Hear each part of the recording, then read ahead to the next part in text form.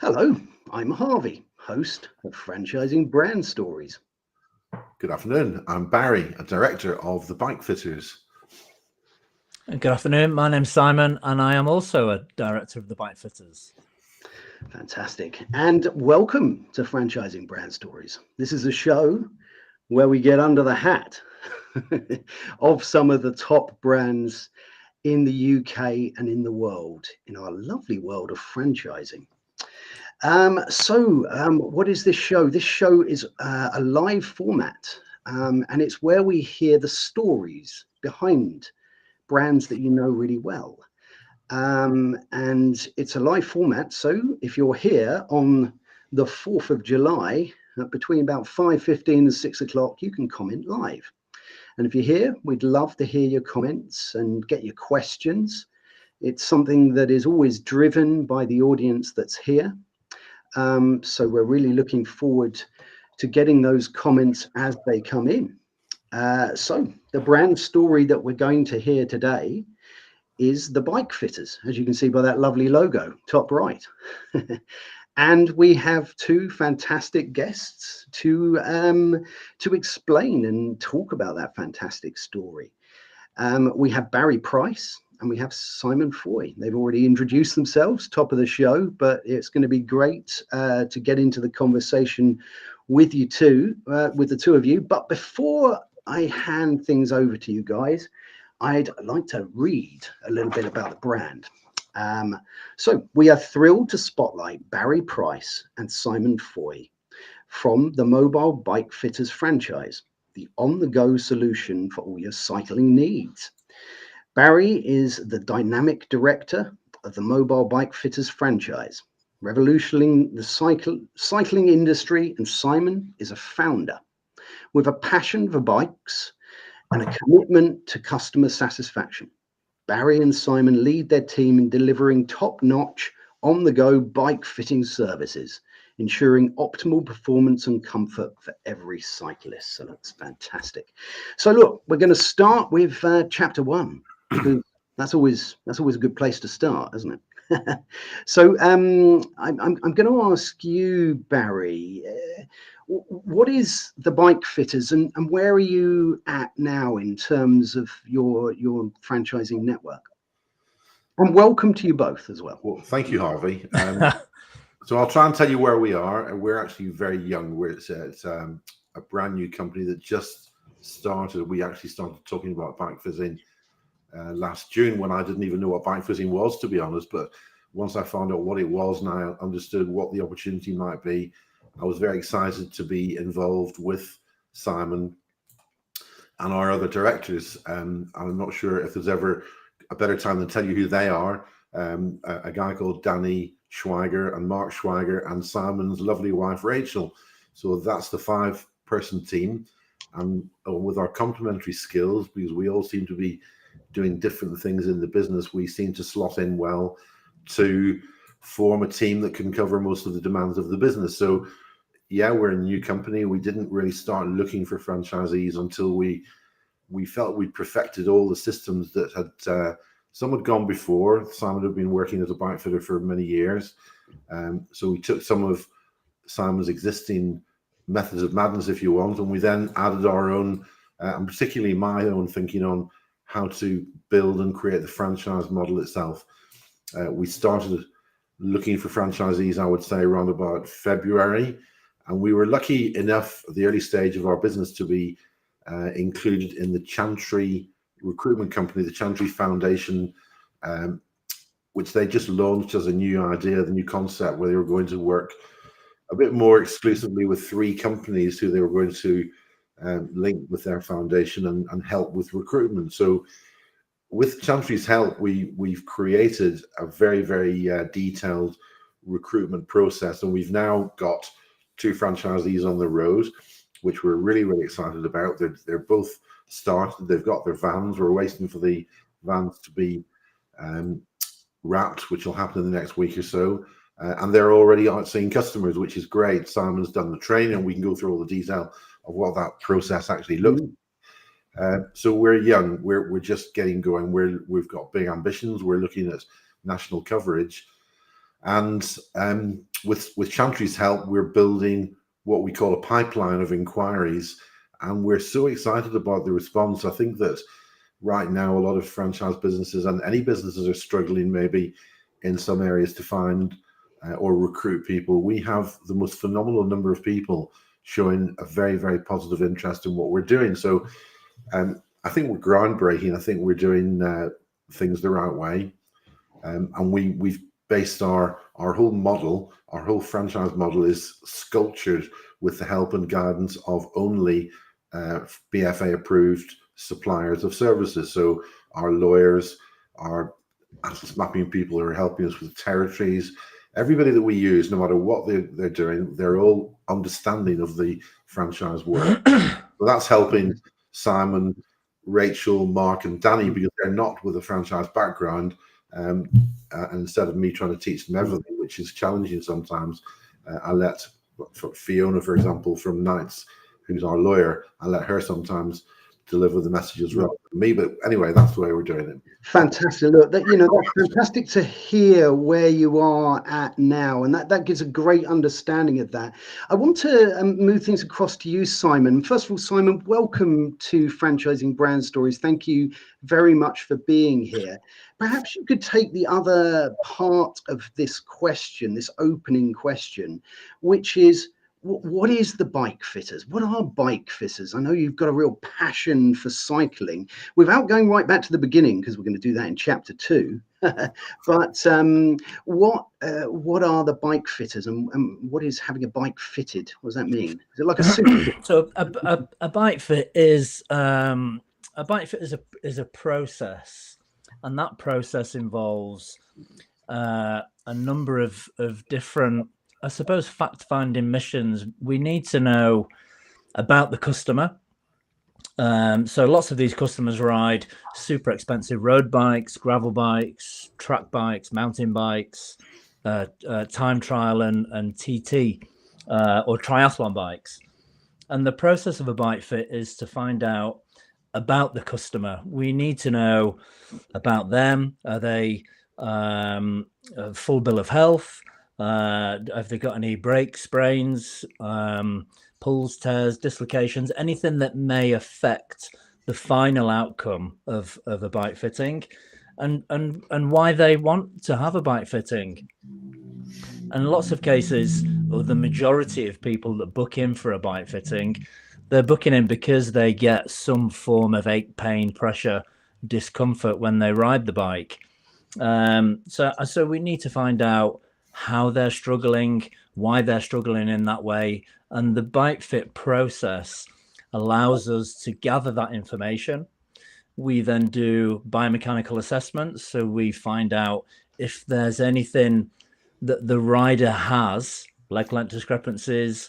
They may have flexibility issues. We can do saddle fits. We do full cleat fittings and shoe fittings. And then we get them on the bike and we perform observations. We take full measurements, laser guided measurements, and out the other end, we get a bike fit that is suited to the customer's needs and requirements so that they're comfortable on the bike. They can sustain long periods of time on the bike.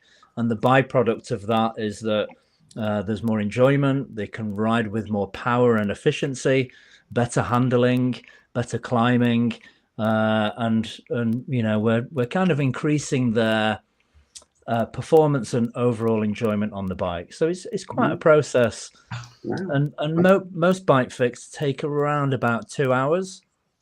Okay. But the great thing about the bike fitters is we go to the customer's house, so there's no need for them to worry about traveling with all their kit, their gear, their bikes, time away from their home. You know, people have got such busy lives these days. So to kind of worry about traveling to a location, we take all of that away. We arrive at the customer's house. We can set up. We perform the full bike fit on any bike that they have or all of the bikes that they have. And then we leave and they've not had to go anywhere. So it's quite an efficient service. Fantastic. No, that's fantastic. And that's great. That really gives such a concise description of not only what do bike fitters do, but where you are at now. So thank you so much for answering that so beautifully. If you are just joining us today, this is Franchising Brand Stories, and today we are hearing the story of the bike fitters with the lovely Barry Price and Simon Foy. If you would like to have your story heard on this show, then scan the QR code that's top left at the moment, and you can find out all about it. And next week as well, please join us when we're going to be talking to Nigel Topless from the Barden Group. So that's going to be a really interesting one. So do join us for that. Well, look, we are now moving on to chapter 2, and this is the main part of this story. But before we do so, let's quickly recognize the fact that we've got a couple of lovely people that have showed up live. We've got the ever wise Simon Wise. Great to have you here, Simon. Looking forward to hearing your questions. We've got Tim Morris here as well. So it's great to have you both here. He's really looking forward to hearing the story. And Simon has asked the question that you very conveniently have both just answered. So Ahead of the game. Yeah, that's it. So look, let's get into the main part of this story. And before we start getting into the sort of the processes of what the franchise is and, you know, and day-to-days for a franchise, I'd really like to sort of take you, Simon, back to that beginning, that thought process in your head. You know, I often think when I get in my car that it would be good to have someone to tell me where to put the seat for a comfortable journey. You know, was it that you were a passionate cyclist and just uncomfortable, and you just got that perfect position and thought, here's a business? What was the story at the beginning? Yeah, there's a long story here. So this all started when myself and Rachel, my wife, and our children, we lived in the UAE. Okay. And I invested a little bit into a bike store out there, a bike store called Revolution Cycles, based in Motor City. And I was racing for the team, so I was the team sprinter for Revolution Audi out there. I've won some races, I lost some races, but I was okay. And there was a store across the road which was owned by who ended up being quite a good friend of mine, a local chap called Khalid, and their store was the Specialized and Pinarello concept store for the UAE. Beautiful shop. And he said, look, we've got Specialized coming over to do their body geometry fit training. Would you like to come and take part? And I thought, well, a freebie, you know, because it costs a lot of money to train as a bike fitter. And this chap was incredibly generous, and I took him up on his offer, and I trained with Specialized body geometry. And then the natural progression moved over to a brand called Retool, which was more of like the digital type fitting. And I said, well, I'll come, but you must send me an invoice. And I never got an invoice for it. So that was also incredibly generous. And then I was quite heavily involved with Bianchi, which is the world's oldest bike brand. And I trained on 2 of the systems that they were using. One was in their factory in Treviglio, where all of the Bianchi bikes are assembled and put together, which was called Bicky Support. And that was done by a chap that's been doing bike fits in that particular room for 50 years. And there were all photographs around the room of Felice Giamondi and Coppi and Pantani, some of the most famous riders in the history of, you know, the big races, the Tour de France, which is currently on now. And then I did another training session with bikefitting.com at their flagship store in Milan. And then I did another one with so I've trained on 6 of the major systems, and quite fortunately I've not paid for any of it. I've not stolen any of these, but it's been a really good journey, because I found it was just something I was really interested in, being a rider, you know, how you can really make fine tune adjustments to someone's bike, and it can result in just so much more comfort, power, efficiency, control. So I really got into it, and I was fitting in a couple of stores in the UAE, and then myself and Rachel and the children moved back to the UK in 2016, and I thought, this is something I can do here, but with a twist. So I can do it rather than people coming to me.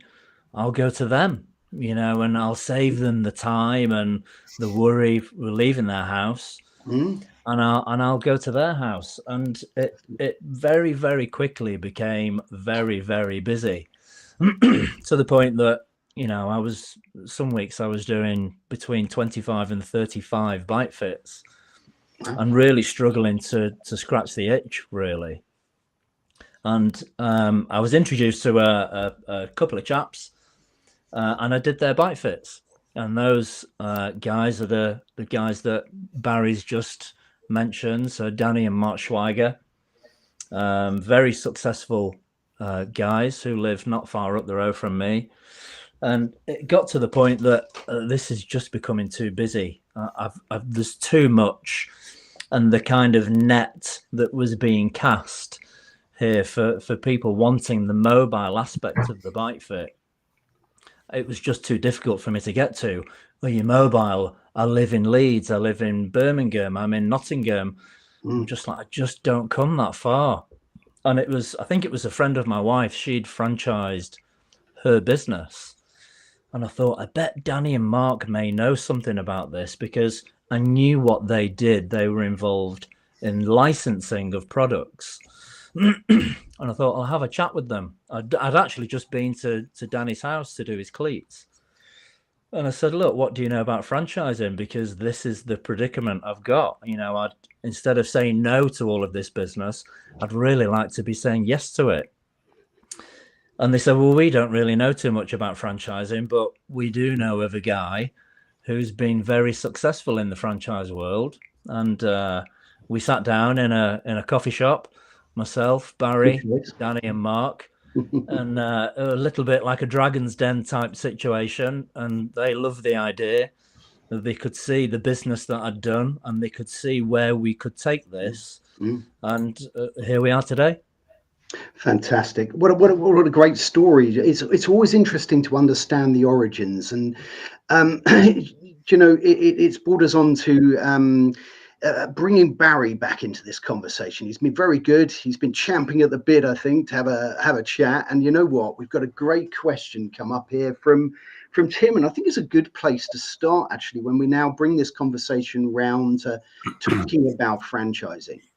And Tim's put, what's the profile of your ideal franchisee? And I think this is a great question, Tim, because, is it someone who is a bike expert, or is that something that can be changed? What is the profile of your ideal franchisee? So I think a business, you can often spend ages trying to work the answer out to this question, because it's very, very hard to understand, but we're getting a very, very clear idea very quickly. From the type of people who are actually showing interest and applying for information or wanting to come and see us. So we would say, first of all, it has to be somebody who is a bike enthusiast. If you're not interested in bikes, it's probably not even going to attract your attention. And it's incredible how many people there are out there who are literally just loving bikes and riding at the weekend. We don't want anybody who is, well, we'll say nobody, but rarely will we be talking to somebody who's already a bike fitter. We'd much rather train people from the start. We want somebody who's got a bit of entrepreneurial flair, because that is essential in the franchise world. We don't want somebody who wants to just be managed. We want somebody who understands the reason the franchise business exists and why it exists, and then we'll show them around. So that, and if they're looking for a new opportunity, and we're also getting a lot of people who are very sort of disenchanted with their current role. People who are, let's call them white collar, for example, who are working in offices, and they love cycling and they want to find a more enjoyable way to earn their living. And we can do that for them. We can offer people, an exciting income based on their involvement in the sport that they love, and that's a really good thing to be able to do for somebody. So that's it. I mean, we're not looking for anybody who is already a mechanic or a bike fitter. We just want people who love, for example, watching the news and getting really excited about Mark Cavendish and what he achieved yesterday. That type of thing is what spurs our franchisees on, I would guess. So I think that's the answer. I'm not even sure I remember the question. Well, it's right there, and you answered it very well as well. One thing that I wanted to ask, actually, I completely understand that it's bike fitting and you've got a specialized bike. Is it also servicing? Does it include sort of fixing a bike if it goes wrong, or is it just that bespoke tailoring to make that bike sort of and that rider become one? Yeah, we probably wouldn't be offering a servicing package. Excuse me. The bike fitting process, just the process in itself, is quite time consuming. Sure. And we, as our fitters, we carry as much componentry as possible. So if a seat post or a saddle or a stem or bars or cleats or anything needs swapping out on the bike to get the correct fit and make that bike feel comfortable for the particular rider that the bike fit's being done for, we should be able to 95% of the time be able to supply that component.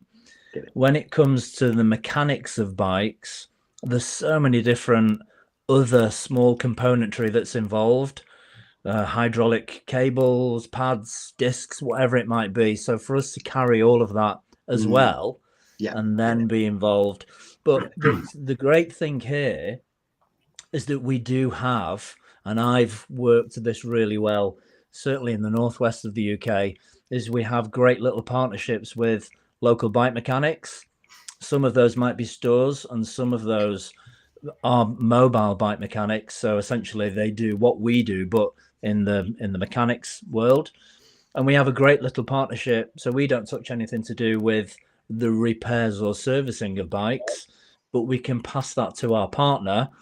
And very much the bike mechanics are probably getting lots of requests for bike fits, and they pass them over to us. So the relationships, not just with mechanics, but with stores and physios, and work really well with us. Fantastic. No, that's a great answer to that question, and thank you for that. Simon's put up a question here that I think is really interesting and valuable to understand when they're looking at this as an opportunity. I think sometimes people have got to understand exactly what that day looks like, what their life could look like as a bike fitter. So perhaps you could explain to us, either one of you, I'll let you choose, but what does a typical day in the life of a franchisee look like? Great question, Simon. I think we're both going to answer that one. I'll do the first bit, Simon. You can do the second bit. I think that with franchising, and you'll all appreciate that those who are watching who are in the franchise industry already, it's our job as franchisor to try and take away as much of the aggravation as possible from the franchisee so that they can get on with doing what they really are looking to do, which is, in this case, bike fitting. So we've automated as much as we possibly can to try and help them with anything which would be classed as administration, so that they really can focus on doing bike fits and networking, which is key to everything that we do, to find the new clients. I'll stop there, Simon. You can go on from there. Yeah, so as Barry said, excuse me, really we want them to be out doing bike fits. So I've, funnily enough, been out with Dan, one of our franchisees this morning. He's had a bike fit in, 3 bikes, 5 pairs of shoes, and spent the morning with him. And really we want our franchisees to just go out and spend time with their customers, because it's quite, once they understand the biomechanics and how to produce a really good bike fit, essentially it's just like turning up at a friend's house and, you know, having a really good conversation about cycling and the tour and where they're going on holiday and cycling adventures that they've had. And at the same time, a bike fit happens. So we want to take out as much work as possible that they need to do behind the scenes, just so that they can go and get out and do bike fits. And if they're not bike fitting, calling into stores, going out on club rides with their friends. You know, our franchisees have a cycling kit, which is all branded up, which is an immediate talking point. So the networking side of things is really important for them. That's really interesting. A couple of points I picked up on there. When you said there about somebody having their cycling adventure or their journey, and you're sort of facilitating people to be able to have those cycling adventures, aren't you? Because another question I was going to ask is, what's the sort of the most common thing that people aren't doing right when they're setting up? It wasn't something I was massively aware of before, but you know, is it sort of things not being at the right height? Is there a because I imagine it would enjoyment of, you know, a cycling adventure if their bike isn't working in conjunction with their body. Is there a common thing that people do wrong?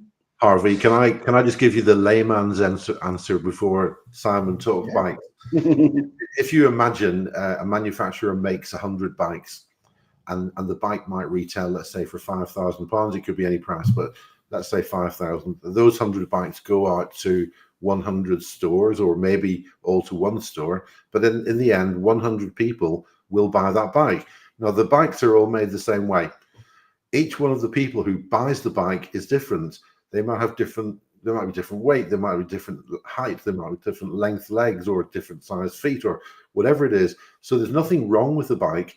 It just isn't quite right for the person who's bought it. Yeah, I love that. So what we're doing, we're not actually fixing when we go out to do a bike fit. We are making the bike correct for the person so that they're comfortable, not just when they get on it, but after they get off it, they have to be comfortable, and that's what the bike fit achieves. I love that. That layman's answer was perfect for me, and I'm a layman. So all right, so am I. No, I love that. And it really gives a good example when you think about those 100 bikes coming in and you think of 100 people standing in a room, all of them different shapes and sizes. I completely now get how important that service is to make the experience of cycling fun, because you can then have those experiences where a niggling knee or something because you're not set up right isn't perhaps a problem anymore. No, I love that answer. Thank you so much. A question I was going to ask you guys, especially as a relatively new franchise, what made you choose franchising as a model to grow this fantastic business? Well, I was trying to understand how I could say yes to the business that was coming in from far and wide. And I actually thought, oh, well, I'll just start to employ people and, you know, train them as bike fitters. But then they wouldn't have experienced what I've experienced, more in terms of turnover. You know, I've done very well out of the bike fitting industry and very well as a mobile bike fitter. So going out to people's houses. And if we were to just employ people, I think it's quite known in the cycling world that the salaries aren't that great. And we've been to some of the big exhibitions, and that is what people say. Even as a trained bike fitter, if you work at a store, the store will have paid for your training and probably the equipment, and then you're on a salary and you perform bike fits for the store. Whereas it was quite important for me to have people experience the level of revenue, the level of the amount of bike fits that I'd seen coming in, because that's what drove me to do more and more and more. And franchising allows people to experience that. So they run their own territories, they run their own business, but with our guidance, our help, our support, and our knowledge going forward. Fantastic. No, that's great. Simon's coming with a good question here. Simon's put, what is the market size in the UK for bespoke bike fitting? I see plenty of serious cyclists on the road each week, so I guess it's quite vast. Is it a big market, or is it a relatively niche market? How would you answer that one? Yeah, the market's quite big. It's worth probably in the region of about 2.3 billion at the moment, but that is going up. Obviously, there's been the trends as we've seen recently, and the big trend was during COVID. So the cycling market exploded, but manufacturers had to close down because of obviously the situation with the pandemic. So the need for bikes massively outgrew the supply of bikes. And then what happened is a lot of the retailers, because they sold out, they over committed to stock. Lots of stock was then produced, and now people or stores are stuck with bikes. So there's a kind of twofold thing here. The industry has been known to be suffering at the moment, but that's more from the retail side of things, because retailers are having to give such big discounts. In some situations, make a loss on a bike, but that's great news. There's always a positive for the end user, because people are able to purchase these bikes at such fantastic prices, and therefore an after service, which is what we are. We've seen a huge growth in the amount of people wanting bike fits, and not just new people, I suppose, getting into cycling, but existing cyclists, people who have, and in the cycling world, it's known as N+1. So the number of bikes you have, you always need one more. So, we can turn up at people's houses and there can be 3, 4, 5, 6, 10 bikes for you to sort out. Indoor trainers, static trainers, such as watt bikes. So the market for bike fitting is actually very healthy. Fantastic. I think one of the things I would add on to that, Harvey, is that the market for bike fitting hasn't been exploited as much as it can be. Maybe the word exploited isn't the best one to use, but the manufacturers, the retailers have not been able to access a national network of bike fitters with whom they can work. We're correcting that now. We're giving them the option, hopefully sooner rather than later, because what they realize is if someone goes out and spends $5,000 on a bike and doesn't have a bike fit, there's every chance that bike's coming back. They're going to complain about it for some reason or another. So the manufacturers recognize the benefit, as do the insurance company. If someone has a bike fit, they are possibly less likely to injure themselves on their bike. They'll be more in control of the bike because it's more fitted to their needs. So there are lots of reasons why what we're doing, this can open up opportunities for franchisees of ours all across the UK.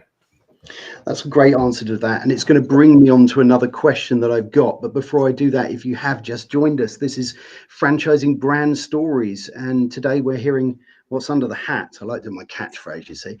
We're hearing what's under the hat of the bike fitters, and it's been a really interesting story so far. So please catch the replay, and if you're here live, it's fantastic to have you with us. A question I was going to ask that it brings us on to is, we were talking about the marketplace, and we're talking about some of the bike manufacturers and how it benefits them and the insurance companies. When you're a bike fitter franchisee, what is your target customer, and how do you guys help a franchisee find these people who are getting their lovely new bikes? There are two ways for them to find customers, Harvey. One's locally, which is what the franchisee would be doing. That's part of what they will do in terms of their networking that they do, whether they're going to networking groups or talking to retailers in the territory. And the territories are substantial. They're not small isolated areas. They're quite large. So they get the option to go out and network within their territory, and they will be busy enough from that, we hope, and we think. Okay. In addition to that, there will be the national accounts that we're looking at, and literally, when a franchisee lives in an area where the national has made a sale and the bike fit's going to happen, it just drops into the franchisee's diary, and that's it. So we're going to help them as much as we can. But what we won't do, and I think no franchisor should really do, is guarantee anything. there is a lot of work here involved for a franchisee to make sure that their business, which it is successful. We're not holding hands here, and we're not doing all the work for the franchisee. They are running their own business, and we expect them to drive it locally as well. Yeah, absolutely. And that's very important. You know, a franchisee is buying a brand and is buying some expert knowledge that has, of course, come from many years and Simon's experience there. And, you know, they're buying that system. But it is, of course, still hard work, and you do have to do things. And you mentioned the word networking, and networking is a really strong and fun thing to do to grow a business. So it's great that you guys are encouraging that. I want to turn things across to you, Simon, because you've had some great experiences in cycling, and you know, in the end, the business of being a bike fitter is driven by helping the cyclists out there with their experience. You must have had some incredible experiences in cycling, and you know, your bike must have taken you to some places. Are there any experiences that stick out in your mind as a cyclist when you've been cycling all over the world as you have? Lots of cycling experiences, being on my bike. I mean, that you know, I'm fortunate that I've ridden and raced in some incredible places in the world. But I think the big thing for me is the results from bike fitting. I'm passionate about cycling, and I ride as much as I physically can. But it's the result of bike fittings. And I've seen some incredible people. You know, some people are booking in because they're just getting a little bit of discomfort. I've seen people, amputees, you know, people with one arm, with one leg, cancer survivors that are doing, you know, huge charity events. And you do bike fits for these people. I've had people that, you know, I'm selling all my bikes. There's a problem. I can't ride anymore. And you do a bike fit, and you know, they're back out on their bike again. Wow. So for me, it's helping people enjoy their bike, improve their fitness, really help with people's mental health. You know, there's an awful lot of people who have incredibly busy, stressful lives, and their passion, their release is cycling. And when you do a bike fit and then you receive such fantastic feedback, which I'm quite fortunate I get on a regular basis, that's just constant proof that, you know, this is such a great business to be involved in. And funnily enough, one of our franchisees, Greg, who's looking after the North Manchester, he was in the IT service development world, and he was on relatively good money, and he gave his notice in, he joined the bike fitters.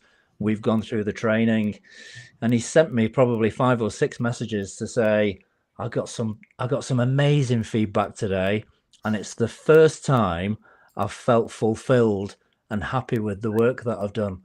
And that's great. That's lovely to you know, not just feedback from the people having bike fits, but our franchisees as well. It's lovely.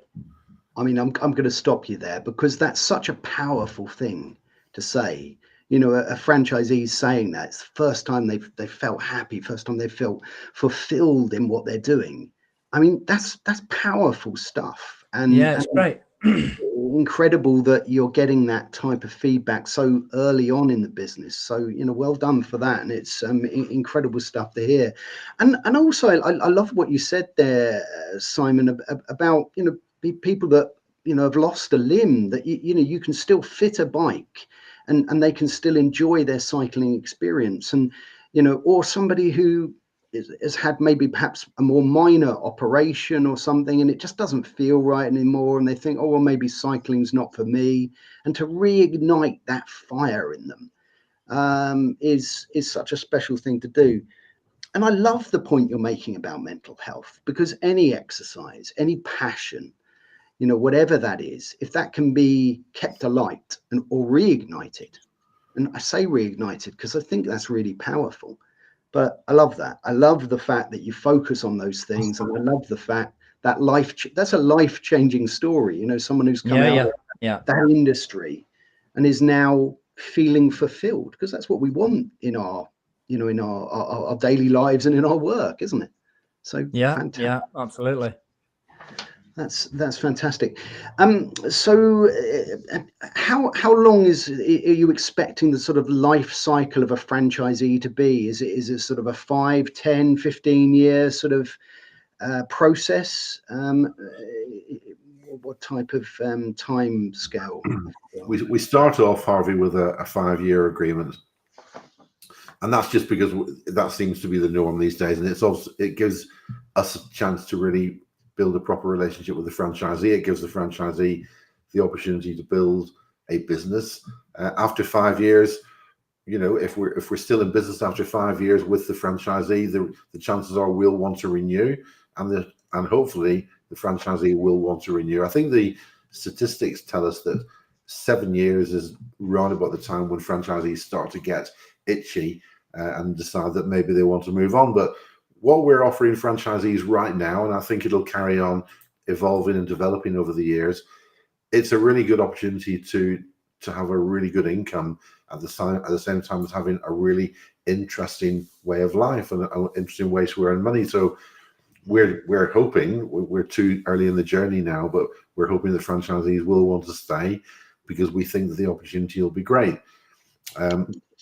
We're quite, I'm not sure if this is going to answer your question as well, but I'm going to say it anyway, but we are quite relaxed in terms of the relationship that we have with franchisees, but we need them to understand we don't have, for example, we don't have a head office. We have a central office, and there's a very important difference in my mind in terms of what they both represent as what they're called. We want franchisees to understand that they're working with us, not for us. And if they can get these thoughts into their mind and they're successful, I'm hoping that they're going to want to stay. But when the time comes and if they want to sell their franchise, that's fine. We'll be delighted to have been able to help them achieve something really, really good. Great. No, I love that. With us, not for us. That's a great way of looking at things. Yeah. We're starting to draw towards the end, but I want to get in a couple of points. Malcolm's made a good question that I'm going to bring up, but I also wanted to ask, we've started to touch on this, and if we could briefly touch on what's the process. So if someone decides to be a bike fitter, fairly briefly, what is the process that they're going to get in terms of getting to know you guys, training, and getting their franchise up and running? You mean once they've processed through the recruitment channels? Yeah, or when they first make an inquiry. Yeah. What does the process look like for a franchise? We'll do a 50-50, Simon, okay?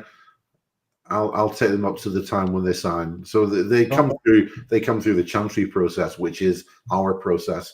They'll apply in whatever way they apply, along with ourselves. Chantry will be with them. There'll be a few phone calls. There'll be a few emails. An understanding of the business. It's important that the person who's applied knows what they're actually applying for. Some people think it's a job, and they have to be, you know, we have to funnel the people who are not actually interested in franchising.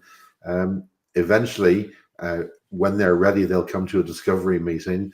They'll see Simon and myself, probably Rachel as well. If they're still happy and they're still wanting to make further progress, they'll then meet with Danny and Mark. Once we've all met each other and we're all happy with each other, we all want to go ahead with each other, then it's time to get the contract sorted out, and that takes a few weeks. They have to get a van, and then they start their training. Fantastic. Yeah. Great answer, and a perfect answer to that one. Yeah, love it. And it sounds like you offer a great support as people are in that beginning part of it. We've got about 4 or 5 minutes left. Is there anything that you wanted to add to that, Simon? I mean, it seemed to answer the question beautifully, but is there anything that you'd like to add to yeah, that? the training is the training's quite an extensive process, but it's enjoyable. So they go through a week's worth of anatomy and biomechanical training, and that's done through an online portal. So that'll open up the subsequent modules once they've gone through the Q&A. Then they have 2 weeks worth of training in our office, which will be all of their business training, how they manage their days, the operating systems that are included in the franchise investment, then all of their pre-fit screening, biomechanical assessment training, all of their bike fit training on things like road bikes, gravel bikes, trap bikes. Then we have an assessment process. Then they move on to stage 2, which is all of their triathlon and TT training. And then we'd get them in for a stage 3, which are complications, how they manage biomechanical restrictions, accidents, injuries, things like that. So it's quite a process, but it's delivered in quite a fun, bite-sized way, and the feedback so far on the training has been fantastic. Great, that's fantastic. We're almost running out of time, but we've got to get the last question here from Malcolm. So we need to answer this in about 2 minutes or something like that. But look, let's take. Is this the one-off event for bike fits? Yeah, it's an interesting question, and Malcolm's put, is the bike fit a one-off event with the cyclist and the specific bike, or does the cyclist benefit from an annual bike fit? It's a great question. So take that one. The frequency of a bike fit would depend on a few things. The first is if someone's had a bike fit and then they do lots and lots of training, not just on the bike, but also away from the bike, lots of strength, flexibility, mobility training, then yes, they would definitely benefit from a bike fit 12 to 18 months. If a cyclist has had a bike fit and then for whatever reason they've had a period of time off the bike, accident, illness, injury, whatever it might be, they should definitely have another bike fit because they may have changed. But the most common one is people just buying new bikes. You know, you can do a bike fit for someone and then they've gone out and purchased themselves a new TT bike or a tri bike or a gravel bike. The fit will be different. They may buy new shoes. Sure. So we see lots of repeat business. Fantastic. No, that's a great answer to that question. Thank you very much. Well, look, we are now heading into what we would like to think is chapter 3. And if you have just joined us today, we are talking to Barry Price and we're talking to Simon Foy about the bike fitters. So please catch the replay of this episode if you have just joined us. And it's been a fantastic story. So chapter 3 is all about what's going to happen in the future. This is where we get our franchising brand stories exclusive, by the way. So I'd just like to ask either of you or both of you, what's going to be happening with the brand in the coming weeks, months, or years? What's coming up on the horizon? Barry? We're all about growth and development. I mean, given that we're still young, Harvey, we're in the early stages of that, and we're looking to cover the whole of the UK. So our recruitment process is looking for around about 150 franchisees to cover the UK, which is, it's a tall order, and it's something that we are going to do. As that evolves and develops on a national basis, that opens the doors for lots of other opportunities, and we may look at other things as well. We've already had inquiries from 2 countries where people are very interested in taking what we've got. So, you know, we'll look at that. We'll look at all sorts of different options, and those options will increasingly come our way. So I think the important thing for right now is concentrate on what we're actually trying to achieve, and the other things will come our way as time progresses. That's it. Just keep on pedaling, hey? Keep on pedaling, yeah. I must be honest, I'm not doing too much of the pedaling. Simon does the pedaling, and I'm just in the office trying to make everything else work. Fantastic. No, that's very good.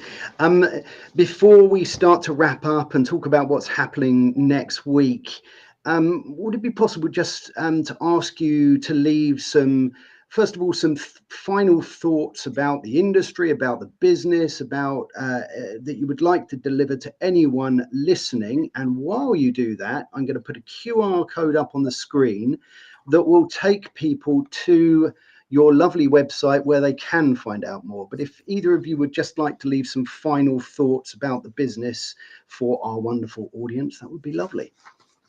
Well, I'm going to thank all of our contacts in the BFA who have given us a lot of help, guidance and advice and processed our application really quickly. Hopefully that was a recognition of the standards that we've already set within the business. And all I'm going to say also is to anybody out there who's listening, if you're not a franchisee and you're looking for a way to earn a living in a more enjoyable way, not deriving what you're doing right now, but if you're looking for something a little bit more interesting and it is a good income, we'll show you all the figures. Please get in touch. We'd love to hear from you. Fantastic. And Simon, is there anything you'd like to add, or does that finish it off perfectly for you? I think it's been a really interesting process, and I think for someone to make a really great living from their passion is something that we're offering. So that's it's just something that people seem to have really gelled with. You know, they've got a passion, they're quite avid cyclists, it's their hobby, you know, and they can make a great living from that. Great. I love that. Make a living from your passion. Sentiment to end on, I think. Well, look, I'd like to thank you both today for coming on Franchising Brand Stories. It's been a fascinating story to hear, and I hope everyone's enjoyed it. I'd like to thank everybody who has been here in the comments and in the audience, and anybody who watches this in the distant future as well. So thank you all for being involved. It's fantastic. Don't forget, next Tuesday on our sister show, the Franchise Show, we are discussing franchise academies, and it's all going to be about learning the stuff that you might need to know that you might not be taught in the ops manuals from your franchisor. So it's going to be a fascinating conversation, that, and we're always up for learning, and it's going to be with the wonderful Aisha Bascaro from the good old US of A. So looking forward to that one next Tuesday, 5:15 GMT, 12:15 EST. And join us next Thursday for Franchising Brand Stories, where we are going to hear the story of the Barden Group. So really, really looking forward to hearing that story and the brands connected with that group. So until next week, you all have a fantastic week ahead and take good care.